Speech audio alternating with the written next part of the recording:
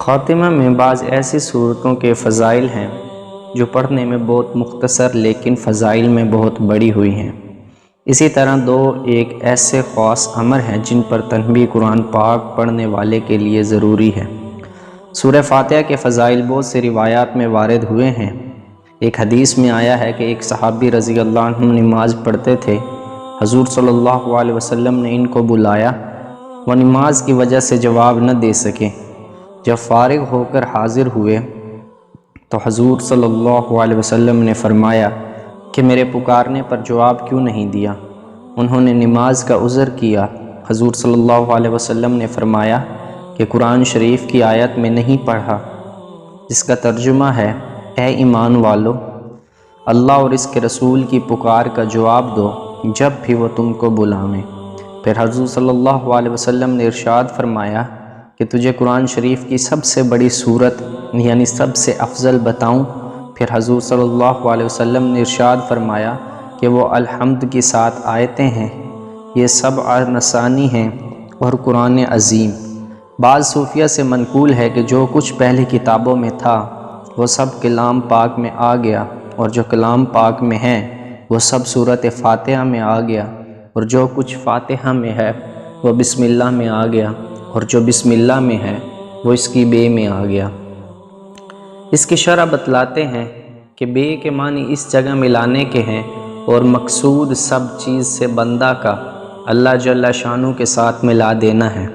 بعض نے اس کے ساتھ اضافہ کیا ہے کہ بے میں جو کچھ ہے وہ اس کے نقطہ میں آ گیا، یعنی وحدانیت کے نقطہ اصلاح میں کہتے ہیں اس چیز کو جس کی تقسیم نہ ہو سکتی ہو۔ بعض مشائخ سے منقول ہے کہ ایاک نعبد و ایاک نستعین میں تمام مقاصد دینی اور دنیاوی آ گئے۔ ایک دوسری روایت میں حضور صلی اللہ علیہ وسلم کا ارشاد وارد ہوا ہے کہ اس ذات کی قسم جس کے قبضہ میں میری جان ہے کہ اس جیسی صورت نازل نہیں ہوئی، نہ تورات میں، نہ انجیل میں، نہ زبور میں، نہ بقیہ قرآن پاک میں۔ مشائخ نے لکھا ہے کہ اگر سورۃ فاتحہ کو ایمان و یقین کے ساتھ پڑھے تو ہر بیماری سے شفا ہوتی ہے، دینی ہو یا دنیاوی، ظاہری ہو یا باطنی۔ لکھ کر لٹکانا اور چاٹنا بھی امراض کے نافع ہے۔ صحاح کی کتابوں میں وارد ہے کہ صحابہ رضی اللہ عنہ نے سانپ بچھو کے کاٹے ہوں پر اور مرگی والوں پر اور دیوانوں پر سورۃ فاتحہ پڑھ کر دم کیا، اور حضور صلی اللہ علیہ وسلم نے اس کو جائز بھی رکھا۔ نیز ایک روایت میں آیا ہے کہ صائب رضی اللہ عنہ پر حضور صلی اللہ علیہ وسلم نے اس سورت کو دم فرمایا اور یہ سورت پڑھ کر لعاب دہن درد کی جگہ لگایا۔ اور ایک روایت میں آیا ہے کہ جو شخص سونے کے ارادہ سے لیٹے اور سورۃ فاتحہ اور قل ھو اللہ احد پڑھ کر اپنے اوپر دم کر لے، موت کے سوا ہر بلا سے امن پاوے۔ ایک روایت میں آیا ہے کہ سورۃ فاتحہ ثواب میں 2/3 قرآن کے برابر ہے۔ ایک روایت میں آیا ہے کہ عرش کے خاص خزانہ سے مجھ کو 4 چیزیں ملی ہیں کہ اور کوئی چیز اس خزانہ سے کسی کو نہیں ملی۔ نمبر 1 سورۃ فاتحہ، نمبر 2 آیت الکرسی، نمبر 3 سورۃ بقرہ کی آخری آیات، اور نمبر 4 سورۃ کوثر۔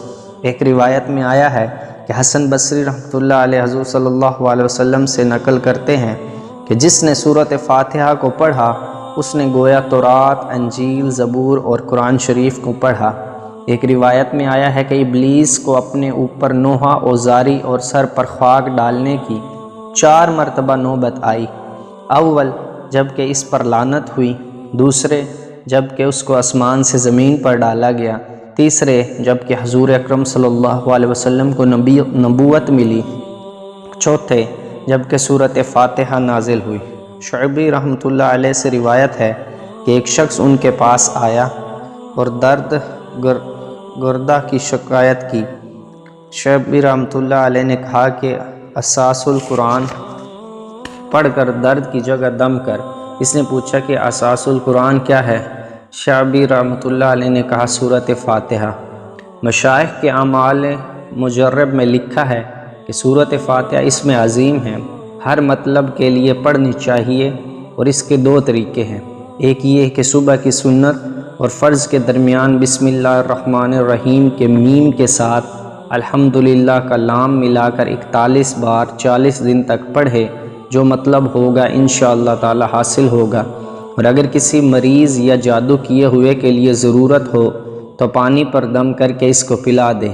دوسرا یہ کہ 9 چندی اتوار کو صبح کی سنت اور فرض کے درمیان بلا قید میم ملانے کے 70 بار پڑھیں، اور اس کے بعد ہر روز اسی وقت پڑھیں اور 10 بار کم کرتا جاوے یہاں تک کہ ہفتہ ختم ہو جاوے۔ اول مہینے میں اگر مطلب پورا ہو جاوے ورنہ دوسرے تیسرے مہینے میں اسی طرح کرے۔ نیز اس صورت کا چینی کے برتن پر گلاب اور مشک و زعفران سے لکھ کر اور دھو کر پلانا 40 روز تک امراض ابنا کے لیے مجرب ہے۔ نیز دانتوں کے درد اور سر کے درد، پیٹ کے درد کے لیے 7 بار پڑھ کر دم کرنا مجرب ہے۔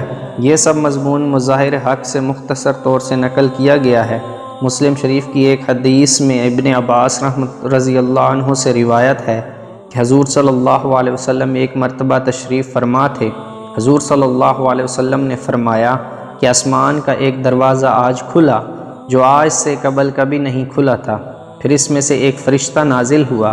حضور صلی اللہ علیہ وسلم نے فرمایا کہ یہ ایک فرشتہ نازل ہوا جو آج سے قبل کبھی نازل نہیں ہوا تھا۔ پھر اس فرشتہ نے عرض کیا کہ 2 نوروں کی بشارت لیجئے جو آپ سے قبل کسی کو نہیں دیے گئے، ایک سورۃ فاتحہ، دوسرا خاتمہ سورۃ بقرہ یعنی سورہ بقرہ کا آخری رکوع۔ ان کو نور اس لیے فرمایا کہ قیامت کے دن اپنے پڑھنے والوں کے آگے آگے چلیں گے۔